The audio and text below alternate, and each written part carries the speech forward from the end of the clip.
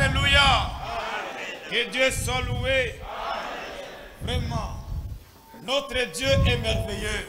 Nous devons les glorifier. Nous devons l'adorer avec force. Que Dieu soit loué. Je vous salue mes frères et sœurs. Au nom de notre Seigneur Jésus. Que le Seigneur Dieu vous bénisse. Nous nous levons pour lire la parole de Dieu. Nous lisons toujours notre écriture. C'est Ésaïe chapitre 52. Et nous commençons au verset 1er. Il est écrit: réveille-toi. Réveille-toi. Réveille ta parure Sion. Réveille ta parure Sion. Réveille tes habits de fête Jérusalem. Ville sainte. Car il n'entrera plus chez toi ni incirconcis ni impur. Secoue ta poussière. Lève-toi. Mets-toi sur ton séant. Jérusalem. Détache les liens de ton cou. Captive fille de Sion. Nous asseoir, je vais prier. Seigneur notre Père et notre Dieu, voici qu'il est agréable et qu'il est doux pour des frères de demeurer ensemble. Pas cela que tu envoies ta bénédiction. Ce soir, Seigneur, nous remettons entre tes mains. Nous avons besoin de toi parce que tu es vivant. C'est toi qui nous as sauvés. Nous étions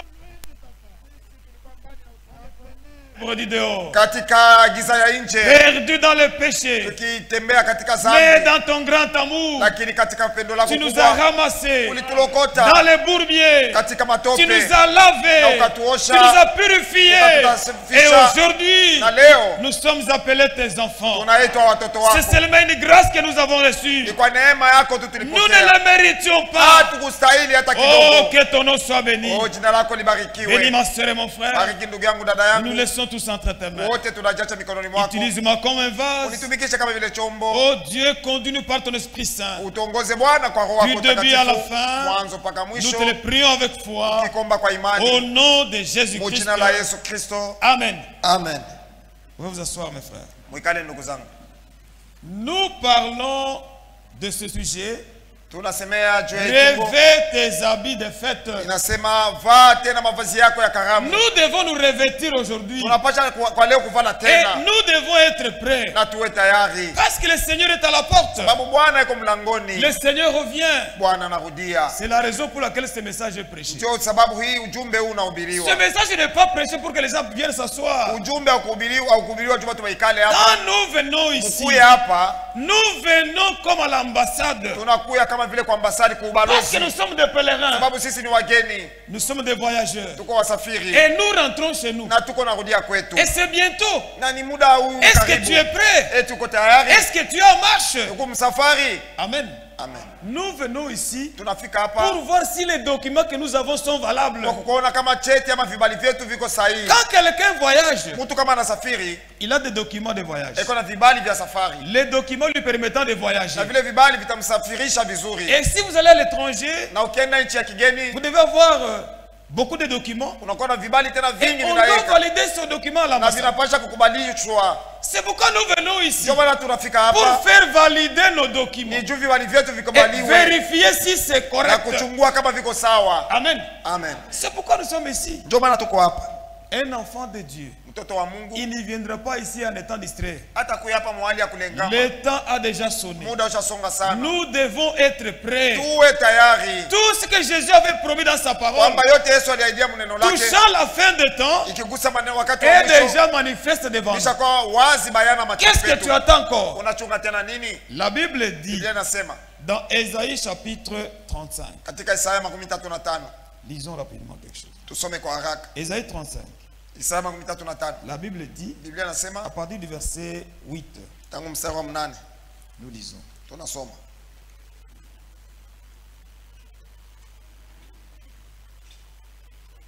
35. Isaya 35. Mstari wa 8.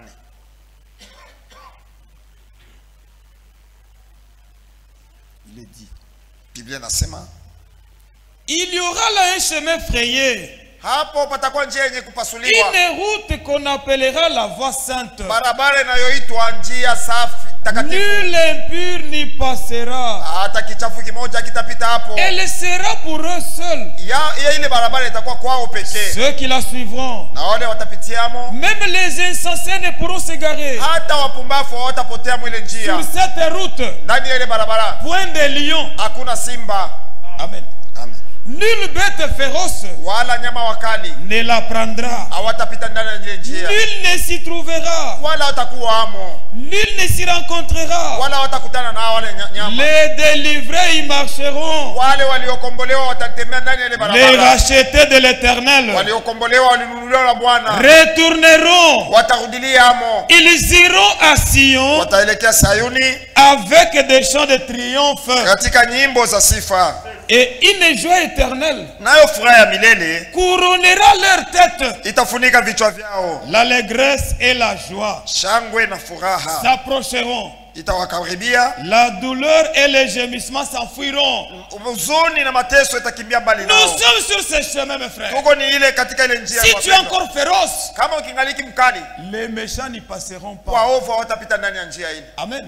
Amen. C'est pour les élus de Dieu. Ni njia ya wateule wa Les Mungu. rachetés de l'Éternel. Wale Mungu alikomboa. Ils retournent à Sion. Wanarudilia Sayuni. Avec des chants de triomphe. Wakiwa na mimbo ya shangwe. Amen. Amen. Ils sont dans la joie. Wako katika furaha. Parce que Dieu les a rachetés. Sababu Mungu aliwakomboa. C'est pourquoi ce soir, ndio maana magharibi ya leo, quand nous chantons, wakati tukiimba, nous chantons avec joie. Tuimbe kwa hali ya Parce que nous furaha. sommes sûrs Sababu tuko que yakini Dieu nous a sauvés. kwamba Mungu alituokoa. Si tu es sauvé, kama kweli uliokoa, parce que le salut sababu wokovu s'accompagne toujours de la joie du salut. unasindikizwa na furaha yake ya wokovu. Lorsque quelqu'un manque la joie du salut, wakati mtu anakosa furaha ya wokovu, il y a une chose qui ne marche pas. ni kusema kuko mambo yaendeki maisha yake. Amen. Amen. Quand Dieu sauve une personne, Mungu akiokoa mtu, cette personne a la joie. ule mtu ana furaha. Parce que sababu il était pécheur, alikuwa mtenda dhambi, il était méchant, alikuwa muovu, il était coupable. alikuwa mwenye makosa. Dieu l'a pardonné. Bali Mungu akamsamehe. Et Dieu a mis en lui la joie du salut. Na Mungu ndani yake anatia furaha ya wokovu. C'est le péché qui ôte la joie du salut. Kenye kondoa furaha ya wokovu ni maisha ya Vous dhambi. allez penser que les gens sont sérieux. Utawazia mtu ni wa kujiheshimia. Il chante comme étant un ministre. Eko naimba sa vile waziri. Non. Hapana. Ici, Hapa. même si tu es un président de la République, Ataka uraisi. quand nous adorons le Seigneur, Wakati tunaabudu Bwana, nous devons tous élever la voix. wote tuinue sauti. Parce qu'il n'y a que le Dieu du ciel Sababu ni Mungu wa mbinguni qui mérite la gloire. tu anastahili sifa. Amen. Amen. Ici, il n'y a pas de ministre. Hapa kuna Il waziri. n'y a pas qui que ce soit. Hawa izuru nani. Ici, il y a seulement les enfants de Hapa ni watoto wa Dieu qui Mungu. rentrent à Sion Wenye wanarudia avec Sayuni, les chants de triomphe. wakiwa na nyimbo za shangwe. Amen. Amen. Nous avons triomphé. Sisi tulipata C'est ushindi. pourquoi nous venons ici. Ndio maana tuko nakuya Dans la joie. katika furaha. Que Dieu vous bénisse. Mungu amibariki. Voyez mes frères et mes sœurs. Unaona wapendwa ndugu na C'est dada? pourquoi quand nous venons ici, Ndio maana wakati tunakuya hapa, nous venons pour regarder dans le miroir. tunakuja kujichunguza katika Si kioo. nos vêtements, Kama mavazi nos yetu, vêtements de fête sont encore mavazi propres. yetu ya harusi iko safi. Amen. Amen. Nous sommes déjà habillés. Tushavaa. Est-ce que nos vêtements sont propres? Eti mavazi yetu ni safi. Amen. Amen. C'est la vie que nous devons mener. Ndio maisha Est-ce que tunapaswa la vie kuishi. que nous menons Eti maisha yetu. est-elle agréable à Dieu? Eti nampendeza Mungu. Ou bien nous venons seulement comme ça, Au tunakuya tu kwa comme les desturi. dénominationnaires Sasa vile wa kizehebu. qui ne comprennent pas ce qu'ils font. Wao waelewi nini wanafanya. Sisi Nous comprenons ce que nous faisons. tunaelewa nini Nous tunafanya. ne venons pas au hasard ici. Hatukui kwa Nous kubahatisha hapa. venons Tunakuya parce que le Dieu du ciel Mungu wa mbinguni nous a appelés. alituita. Nous sommes invités. Tuko wenye kualikwa. Amen. Amen. Lorsqu'on vous invite à la fête, Ukialikwa kwenye c'est parce qu'on vous a honoré. mzee wanakuheshimia.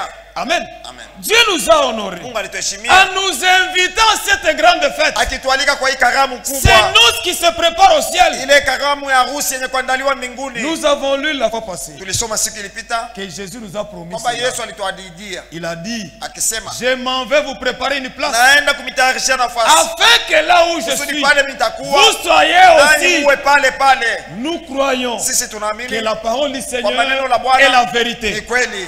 Ce que Jésus a dit Kile que Yesu ne alisema passera pas. akitapita kamwe. C'est pourquoi, mes frères, nous sommes certains que Jésus vient nous prendre. C'est ce que nous nous préparons. Et nous sommes déjà là. Nous nous préparons. Nous avons lu la fois passée que Jésus viendra à l'improviste à l'heure où vous n'y penserez pas. Pour les fêtes de ce monde. Les fêtes de ce monde. On connaît les jours, on connaît l'heure, on connaît le mois et on prépare les habits pour que ce jour-là, vous puissiez bien vous habiller. Amen. Amen. Les habits de fête pour les noces de l'agneau, ce ne sont pas des costumes, ce ne sont pas vos pagnes. Non, c'est la vie de Christ qui doit se manifester dans notre vie. C'est pourquoi, mes frères, c'est le moment de nous mettre en règle. Frère Branham disait dans la prédication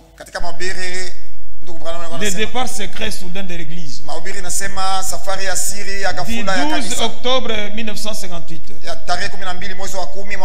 au paragraphe 17 il dit ceci: il est beaucoup plus indispensable pour nous d'être bien portants. C'est bien que nous soyons bien portants en vue de cet important événement imminent. Frère, les fêtes de noces, ce que Jésus est allé préparer, c'est un grand événement que depuis des générations, tous les enfants de Dieu, ils attendent de cela. Amen. Amen. Tous les enfants de Dieu, dans tous les âges, depuis Éphèse jusqu'à aujourd'hui, les vrais enfants de Dieu, ils se sont préparés pour cela. Et ils attendent cela. C'est un grand événement qui va se réaliser. Est-ce que tu seras là? Est-ce que tu es prêt? Est-ce que tu es l'un d'eux? Écoutez ce que le frère disait. Ce grand événement est imminent. Que nous soyons vivants ou que nous soyons endormis ou morts, c'est mieux d'être prêt. Il continue à dire: je préférerais être une personne malade, mais en ordre avec le Seigneur. Amen. Plutôt que d'être une personne bien portante, mais ne pas partir avec le Seigneur. Amen. Frère, tu peux être une personne bien portante, en bonne santé, mais qui n'est pas prêt. Le frère dit: je préférerais être une personne malade, mais être prêt quand il reviendra. C'est vrai. Il y a des gens qui sont malades aujourd'hui, mais qui sont prêts. Mais toi qui es en bonne santé, toi qui marches encore, toi qui parles encore, tu es en train de douter. Tu as des histoires dans ta vie que tu ne veux pas mettre en ordre. C'est le temps de vous repentir. Parce que Dieu, ce qu'il veut, et que les pécheurs puissent se repentir, abandonner sa mauvaise voie et être en ordre. Être propre. Est-ce que tes vêtements, tes habits de noces sont propres? Tu connais toi-même. Tu as sali tes habits de fête. Tu es très sale, avec une mauvaise odeur devant Dieu. Les péchés sentent mal. Amen. Devant Dieu, les péchés a une mauvaise odeur. C'est pourquoi, ayons une bonne odeur. Que Dieu vous bénisse. Nous allons prendre l'exemple du fils prodigue. Je n'ai pas mené, j'ai une petite Bible qui a des petites écritures. Je n'ai pas amené des lunettes, mais je vais forcer de lire. C'est pourquoi j'ai lu ici dans les trucs ici. Lisons dans Luc chapitre 15. Lisons la parole de Dieu. Luc chapitre 15.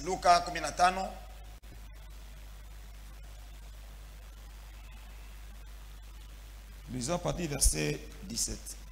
Luka 15 mstari wa 17. C'est Jésus qui parlait d'un fils Ni alikuwa anasemea juu ya mwana fulani. Qui avait demandé tous ses biens à son père. Mwenye alilombaka mali yake yote kwa baba yake. Il est allé là où il était parti. Il avait tout perdu. Il a commencé à souffrir. Il a dit non. Il est entré en lui-même. Il dit non. Mon père a beaucoup de biens. Mon père est riche. Pourquoi je dois manger les aliments des porceaux? La Bible dit dans, à partir du verset 17. Étant entré en lui-même. Étant entré en lui-même, il s'est dit, combien de mercenaires chez mon père ont du pain en abondance, et moi ici je meurs de faim. C'est comme des frères qui abandonnent le message. Il laisse le message. Il rentre dans la domination. C'est un homme qui a affamé. Vous ne pouvez pas manger un bon repas spirituel comme ici. Dans les dénominations, il n'y en a pas. Amen. Ici, nous avons le repas spirituel qui est bon. Pourquoi? Parce que notre Père Céleste, il est riche. Comment toi, un enfant de Dieu, tu rentres dans les choses du monde alors que ton Père, il est le plus riche? Comment toi, un enfant de Dieu, tu vas aller voler? Et tu voles quoi? Même si tu voles $1000, ça fait quoi devant notre Dieu? Parce que toute la terre lui appartient. Les cieux lui appartiennent. L'or est à lui. Le diamant est à Dieu. Maintenant, toi, son propre enfant, l'héritier, tu continues à voler. Ça fait pitié. Ça fait pitié. Alors la Bible dit, étant entré en lui-même, il a dit, je me leverai et j'irai vers mon père et je lui dirai, mon père, j'ai péché contre les cieux et contre toi. Je ne suis plus digne d'être appelé ton fils. Traite-moi comme l'un de tes mercenaires. Et il s'éleva et il alla vers son père. C'est pourquoi ce soir, lève-toi, dites Seigneur, je suis coupable, j'ai mal agi, j'insulte les gens, mes paroles sont toutes de mauvaises paroles.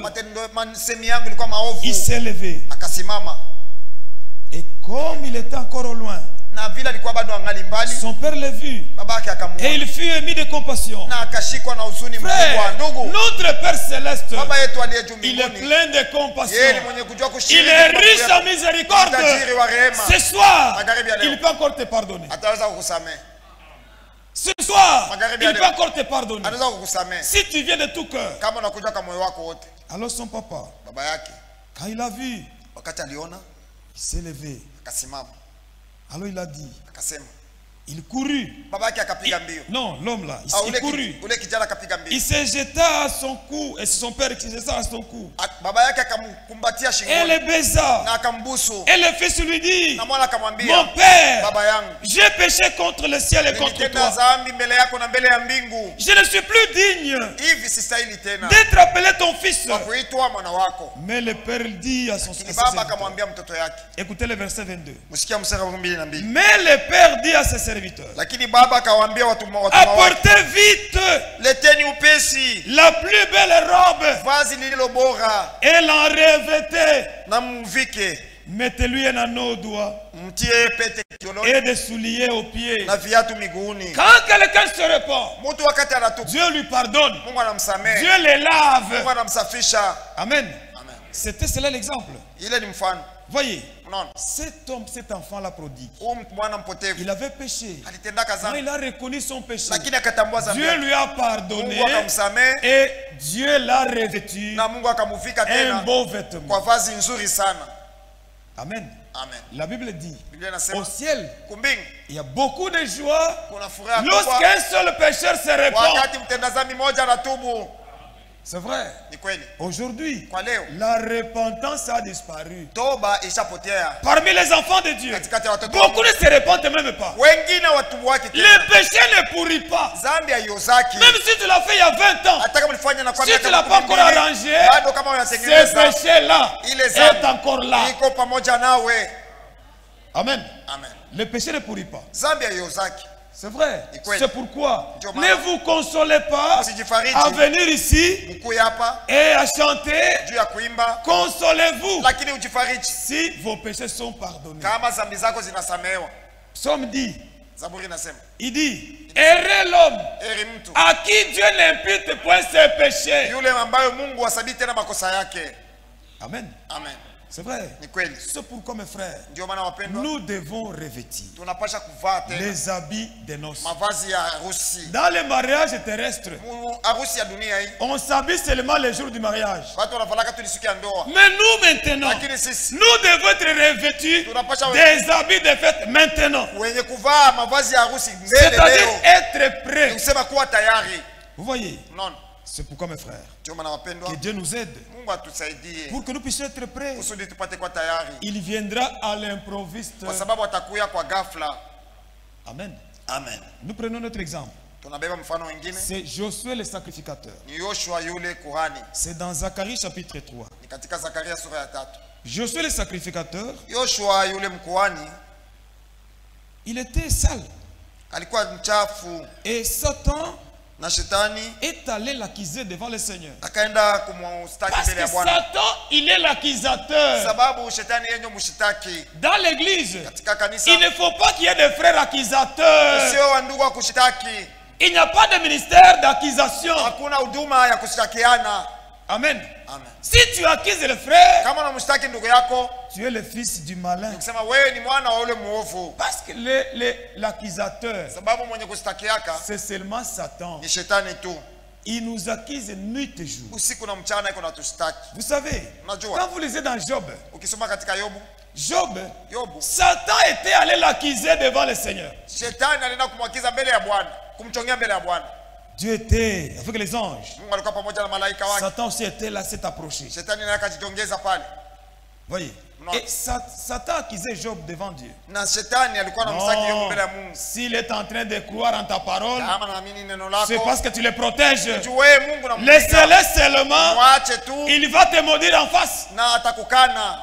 C'est comme ça que sont beaucoup d'enfants de Dieu. Ndio vile watoto wa Mungu Ils sont dans la joie, Leko mfuraha, ils chantent, wanaimba, ils crient Alléluia wanalalamika parce Alléluia. qu'il a mangé. Ilijua alipata Les chakula. jours qu'il ne mangera Siku anakosa pas, chakula, il viendra à l'église triste. anakia kanisa mwenye unyonge. Chantons pour le Seigneur. Mwimbie Bwana. Oh. Eko mnyonge.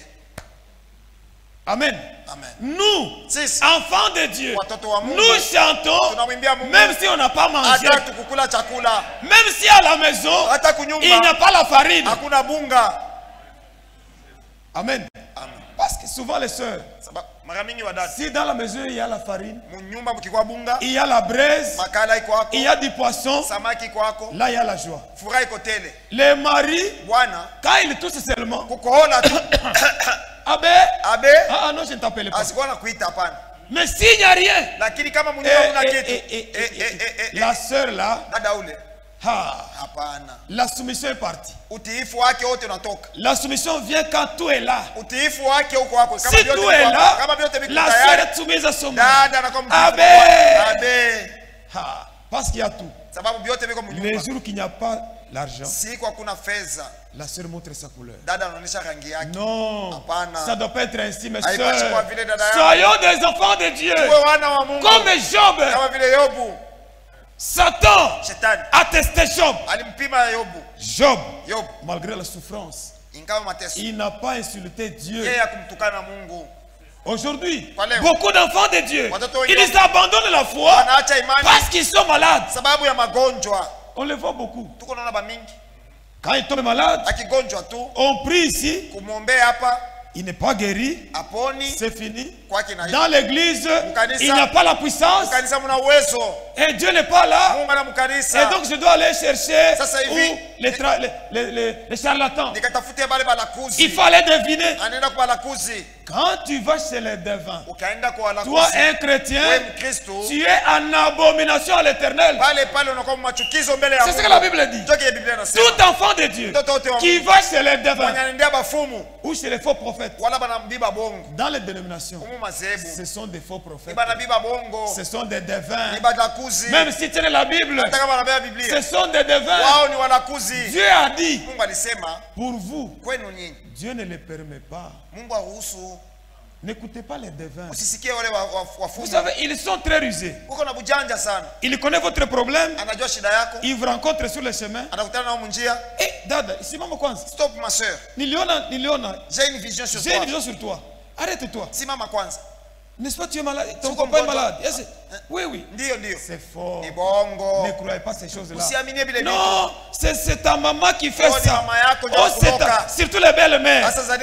Les belles-mères souffrent. Parce que s'il y a des sorciers, ce sont des belles-mères. Oh, c'est faux. Est-ce que nous, en tant qu'enfants de Dieu, nous craignons encore les sorciers? Vous craignez encore les sorciers? Moi, je pense que la sorcellerie, c'est une petite chose. Devant le Seigneur, c'est un petit rien. C'est pourquoi les enfants de Dieu ne craignent pas ces choses. Amen. Parce que le Seigneur, il est avec nous. Si Dieu est pour nous, qui sera contre nous? Frère, si tu te mets contre moi, tu vas affronter le feu. Parce que Dieu, il est avec moi.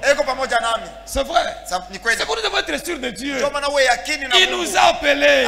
Il nous a sauvés. Il est le plus puissant sur la terre, même dans les cieux.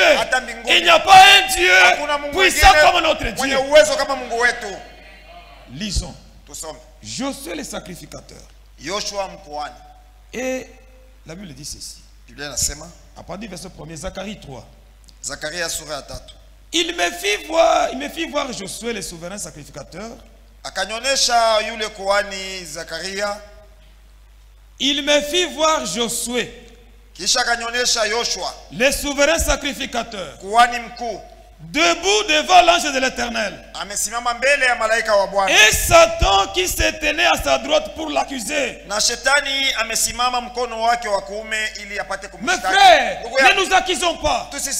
La Bible dit, si tu vois ton frère faire le péché, allez les voir. Voyez votre frère. C'est ça la parole. Et non pas aller l'accuser. Non, pasteur, je viens vous voir. Dans l'église, frère, il y a des frères qui sont sensibles à la parole de Dieu. Qui fait ceci, cela. Tu es un accusateur. Ce n'est pas ça la parole. Amen. Priez pour lui. Ou allez le voir. C'est comme ça qu'on doit ramener le frère. Dans l'amour. Et non pas aller l'accuser. Oh, le frère ou les. Ce frère-là. Ou si Subutu ou les Nimouiji frère. Celui-là, c'est un voleur. Non. S'il a volé, allez le voir. Parlez avec lui. S'il t'écoute, tu as gagné ton frère. S'il ne t'écoute pas, tu appelles des témoins. S'il n'écoute pas les témoins, amenez les problèmes à l'église.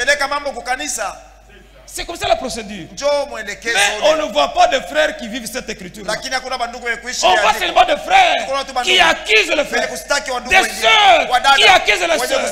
Et vous venez ici sans l'esprit de Dieu.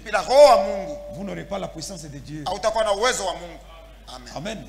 Parce que tu vis dans le péché. Alors la Bible dit ceci.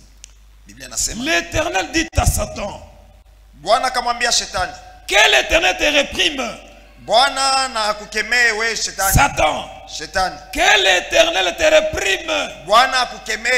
Lui qui a choisi Jérusalem, n'est-ce pas là un tison arraché du feu?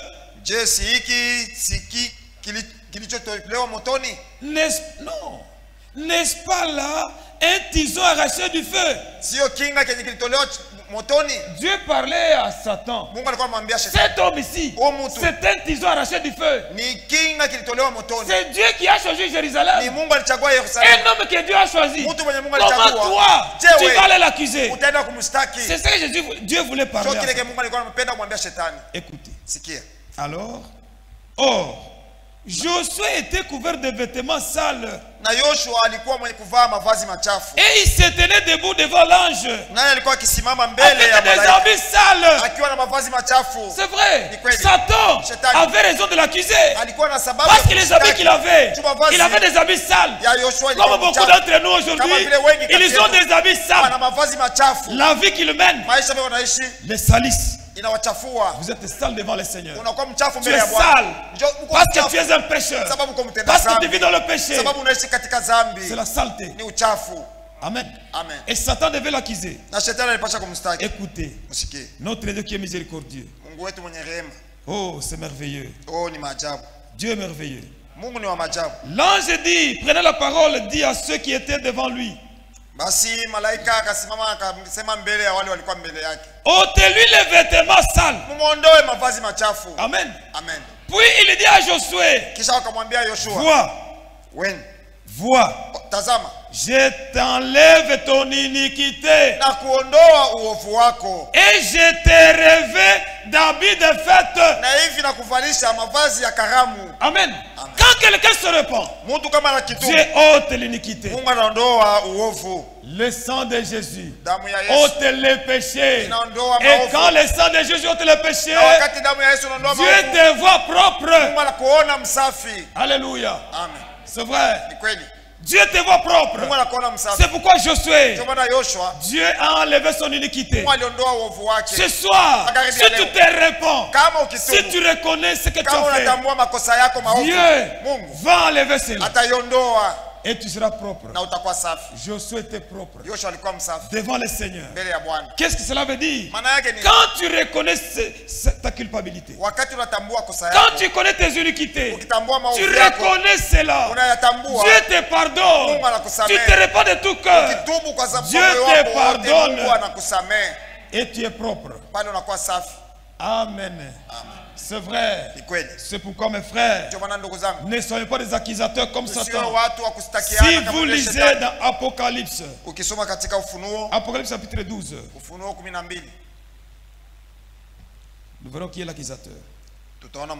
12, à partir du verset 10. La Bible dit ceci. J'entendis dans le ciel une voix forte qui disait,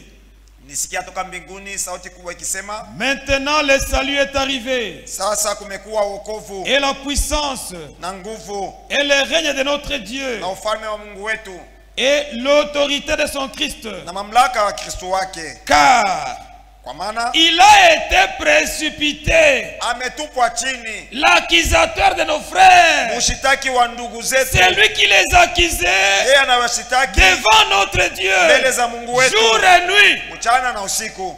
Amen. L'accusateur, c'est Satan. Il nous accuse toujours. Quand tu mens, Satan va déjà t'accuser. Ton fils est là, c'est un menteur. Dieu regarde. Quel fils? La Calémie. Ton fils là, c'est un menteur, c'est un voleur. Dieu regarde. Tu ne te répands pas. Indifférent. Comment il va te pardonner? Comment il va ôter ton iniquité? Non, ne soyons pas indifférents, mes frères. Ne soyons pas indifférents. Devant Dieu, tout est clair. Il n'y a rien qui est caché devant Dieu. Peut-être ton mari ne le sait pas. Ton pasteur ne le sait pas. Les diacres ne le savent pas. Mais il y a quelqu'un qui le sait. Dieu dans le ciel. Il connaît. Pourquoi vous voulez cacher? Vivre caché. Unafunika mkiungu. Tu t'enfermes toi-même. Tu enfermes le péché. ce sera un jour manifesté. Siku moja itatoka wazi bayani. C'est pourquoi la Bible dit, ndio maana Biblia inasema, efforçons-nous d'entrer. Basi tujikaze kuingia. Aujourd'hui mes frères, leo ndugu yangu, nous devons nous efforcer sherti tujikaze kuingia pour entrer. juu ya kuingia. Parce que le jour viendra, sababu siku itafika, lorsque la porte sera fermée, wakati mlango ce sera utafungwa, trop tard. itakuwa nyuma sana. Même si tu viens ici, hata ukikuya hapa, te repentir unatubu et jeûner pendant un mois, na kufunga muda wa mwezi mzima, quand l'enlèvement aura lieu, wakati kunyakuliwa kutafanyika, il y a des chrétiens qui sauront. kuko wakristo wenye watajua. Ceux qui vont rater l'enlèvement, Wale wenye watakosa kunyakuliwa watajua sema, on ne voit pas les pasteurs, hatuoni mchungaji, on ne voit pas les diacres, hatuoni washemasi, tel prédicateur on ne le voit pas, mhubiri fulani hatumuoni, tel frère on ne le voit plus. ndugu fulani hatumuoni. Non. Hapana. Et vous apprenez que na unapata non, kumanono, on n'a pas vu frère Mulunda. abakumona ndugu Mulunda, On l'a pas vu. abakumona. Na mimi na ngamu. Na mimi najitia yangu. Et je me mets aussi dedans. Amen. Amen. Je dois me mettre dedans. Najitia ndani. Parce que ce jour-là, je vais aussi m'en aller. Na mimi nitaendaka. Amen. Si toi tu vas t'en aller, mets-toi dedans. C'est pourquoi ce soir, dis à ton voisin, revêt tes habits de fête. Vaa mavazi yako ya karamu. Umwambie dada yako asema, revêt tes habits de fête. Vaa mavazi yako. Voilà. Muvale hapa. Revêtez-vous de ces habits. Avec kuchunga. Revêt tes habits de fête. Vaa mavazi yako ya karamu. Pourquoi? Ce jour-là, les gens seront en retard. Parce que la Bible dit, ça sera en un clin d'œil. Comme nous sommes ici, je suis en train de prêcher. En un clin d'œil, je ne suis plus là. Quelques gens ne sont plus ici. Les gens vont regarder à gauche à droite. Où sont partis les pasteurs? Ils sont sortis dehors. Vous sortez dehors, ils ne sont pas là. Vous allez à la maison. Vous appelez son téléphone. Le téléphone va passer. On ne va pas aller au téléphone au téléphone. Ça va rester. C'est pourquoi aujourd'hui, beaucoup de chrétiens, dans toute la journée, ils ne lisent pas la Bible.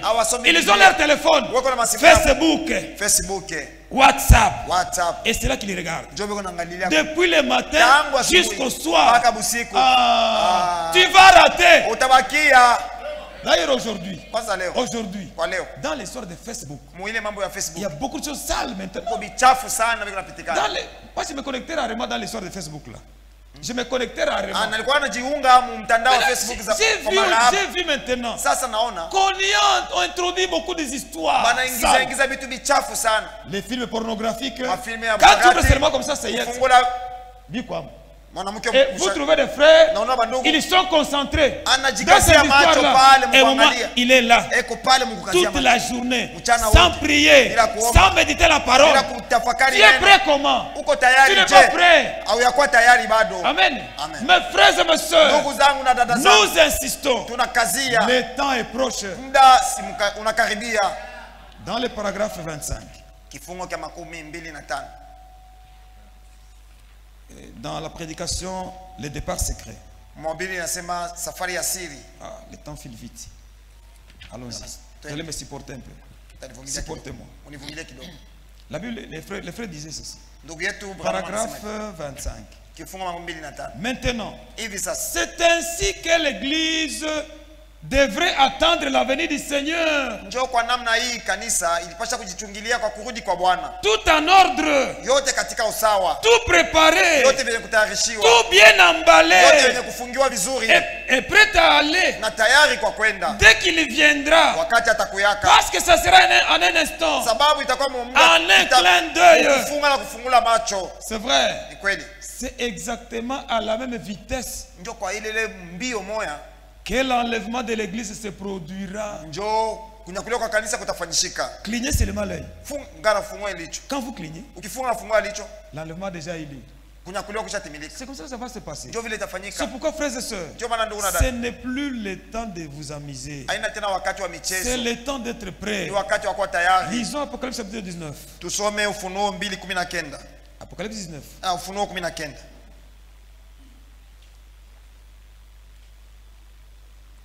19.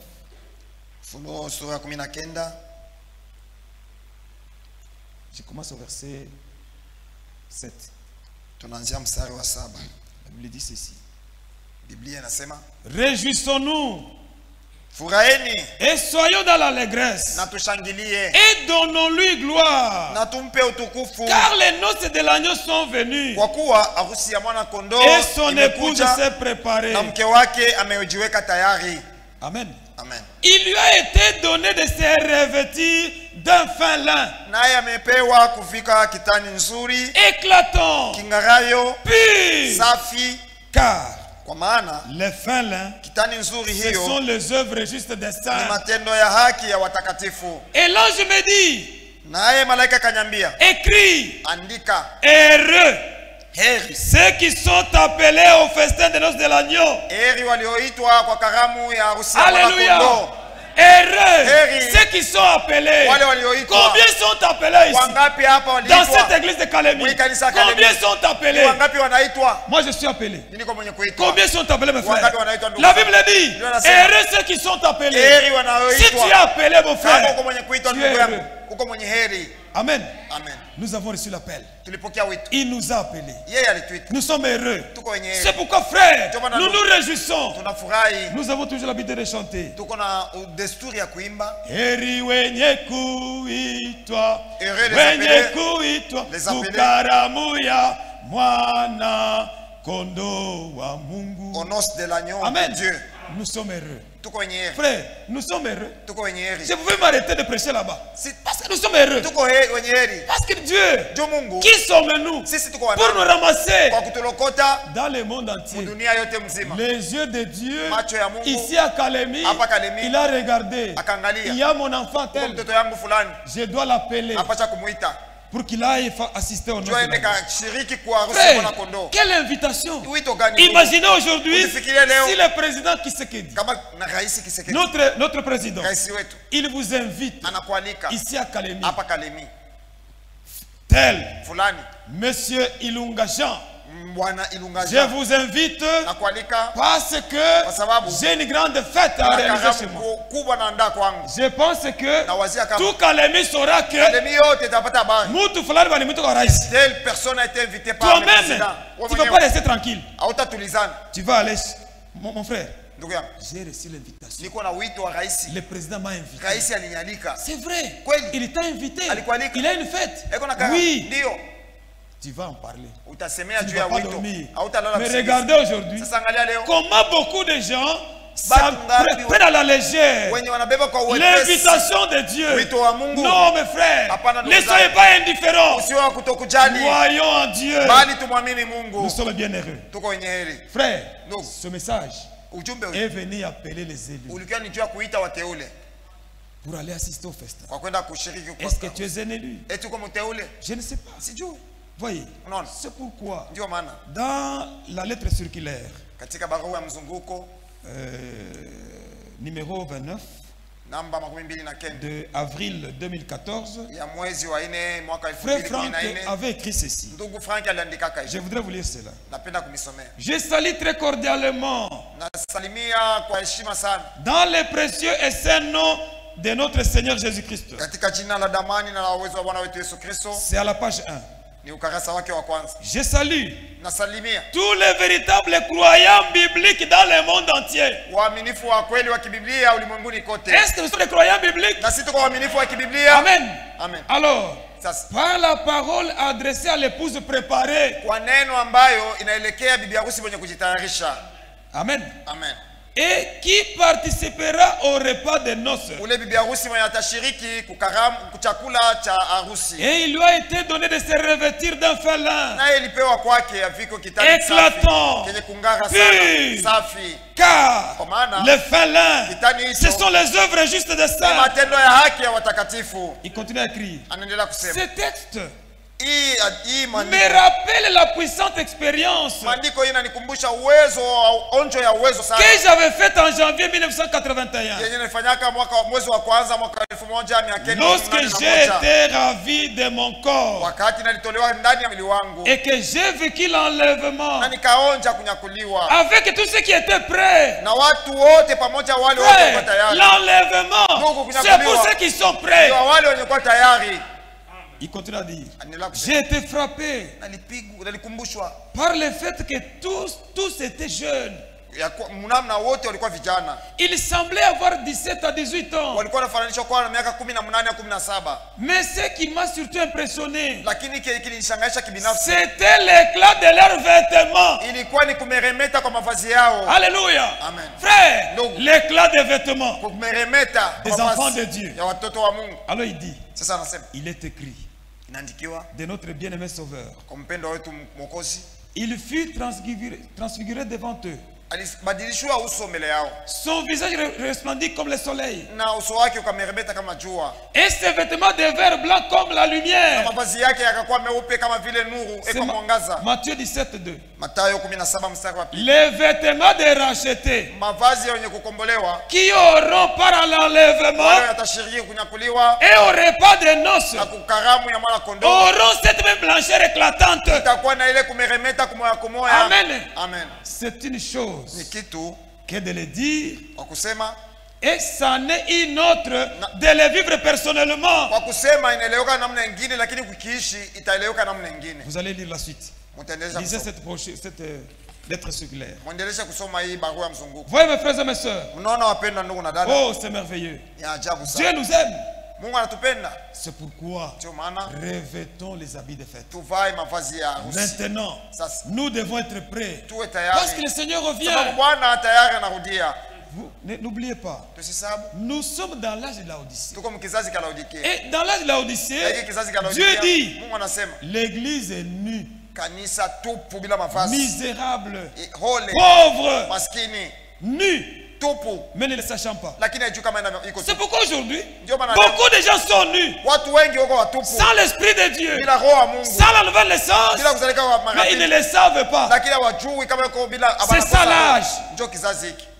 Les gens sont là, ils sont nus, ils ne le savent pas. Ils ne sont pas nés de nouveau. L'essentiel, c'est de là l'église. Non, mes frères, vous devez naître de nouveau. C'est une condition. Jésus a dit, vous devez naître de nouveau. Amen. Tu n'es pas né de nouveau. Tu n'es pas baptisé du Saint-Esprit. Et quand on dit frère, venez, nous allons jeûner, nous allons prier. Toi, tu restes à la maison.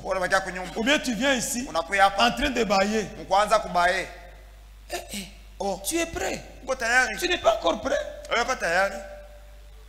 Amen. C'est le temps d'être prêt. D'où viendront ces gens qui sont invités? Frère, il y a beaucoup d'invités. D'où viennent-ils? Lisons pour terminer dans Matthieu 18. Dans Matthieu 8. D'où viennent-ils? Parce que les gens pensent que non, c'est seulement Israël. Non, non. Ils viennent d'où ces gens qui sont invités? Les gens qui sont appelés aux noces. J'ai lu Matthieu chapitre 8, verset 11. Nous lisons. Or, je vous déclare que plusieurs viendront de l'Orient et de l'Occident.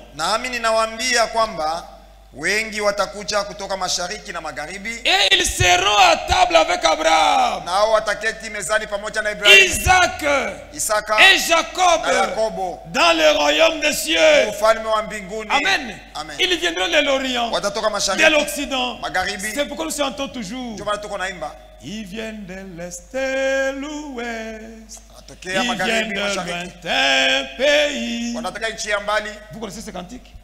C'est bon. C'est un très bon cantique. Frère, ils viennent de l'Orient, de l'Occident, de Kalemi, de Manono, de la Tanzanie, pour aller s'asseoir au repas de noces dans la gloire.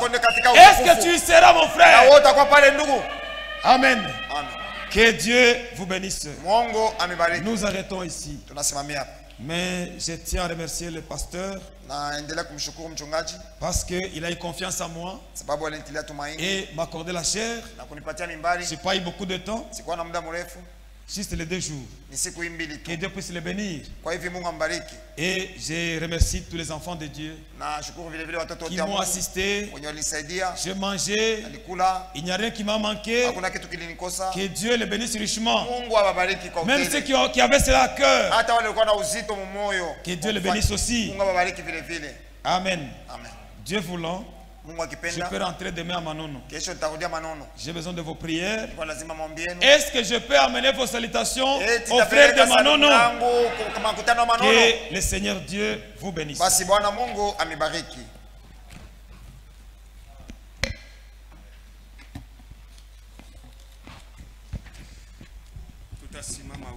Nous allons nous lever. Naona pendo kubwa muno latoka kwa Mwokozi wangu, niteleka maji mengi yatembeayo baharini, yanitole ya tumaini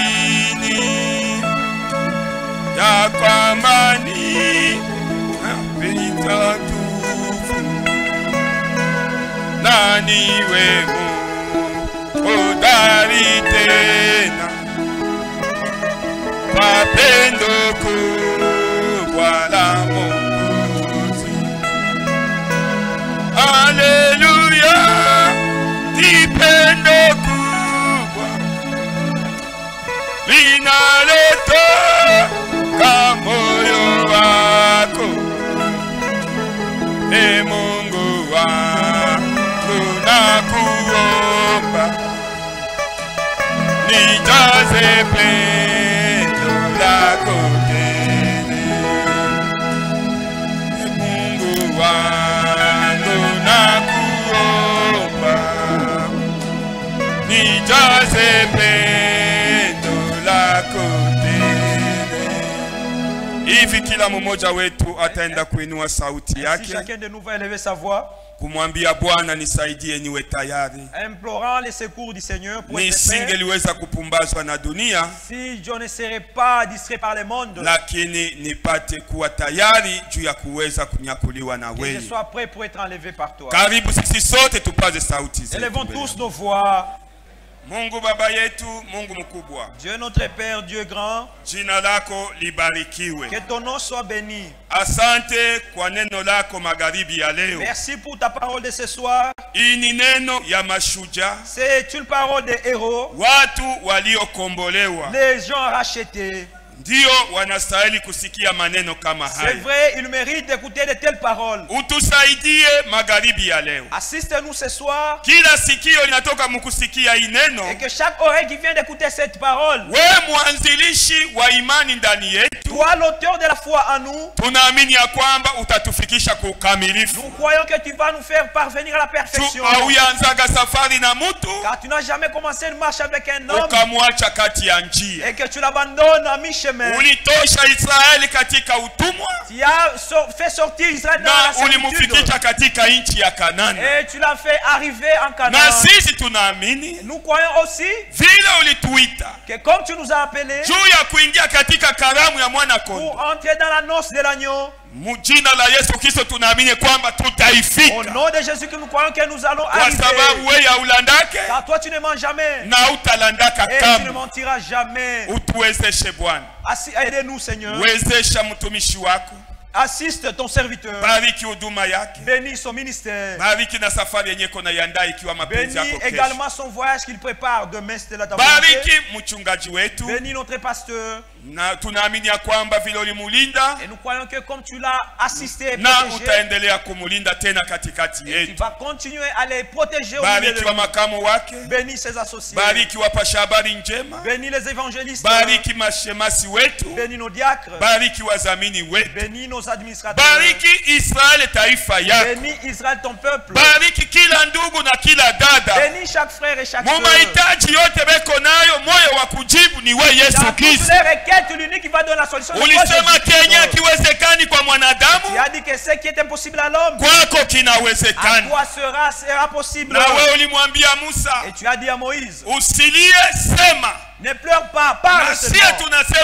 Et nous aussi nous parlons, Seigneur. De nous-mêmes, nous ne saurons rien. Toi, tu as dit que demandez et on vous donnera. Nous demandons à celui qui va parvenir à la nouvelle naissance. Aujourd'hui, qu'il puisse celui qui n'est pas encore baptisé du Saint-Esprit, il les reçoit au nom de Jésus-Christ. Seigneur Jésus, c'est lui qui a échoué dans sa vie. Le secours qui ne manque jamais, c'est toi, Jésus-Christ. Souviens-toi des veuves et des orphelins. Prends soin d'eux. Seigneur Jésus, bénis notre pays. Bénis également notre président. Et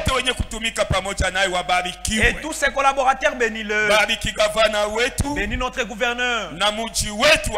Aussi notre ville de Kalemi. Que ta paix règne dans le pays. Sans ta paix, on t'adorera pas. C'est pourquoi nous te supplions d'amener la paix, afin que le pays tout entier puisse t'adorer. Merci Dieu. À notre chemin de retour, protège-nous jalousement. Et durant toute la nuit, protège-nous jalousement. Et pour les voleurs bandits à mer, mettez la maison de chacun des enfants à l'abri. Et que ton ange campe tout autour de chacun de nous. Si demain nous appartenait, que nous puissions encore nous retrouver ici à 14h. Pour te prier, aussi pour te supplier Dieu, en nous donnant la force de vivre ta parole. Seigneur Jésus, les dîmes et les offrandes que nous allons offrir, qu'ils soient bénis. Et les préparatifs pour l'achat de la parcelle, Seigneur, toi Dieu puisse nous bénir. Bénis même celui qui vend de la braise. Il soit aussi béni pour qu'il puisse donner sa part. Toi tu n'échoues de rien. Il est le même Dieu hier, aujourd'hui, éternellement. L'honneur, la louange, l'allégresse, la grandeur puisse te revenir toi. Au nom de Jésus-Christ. Amen. Amen. Que Dieu nous bénisse.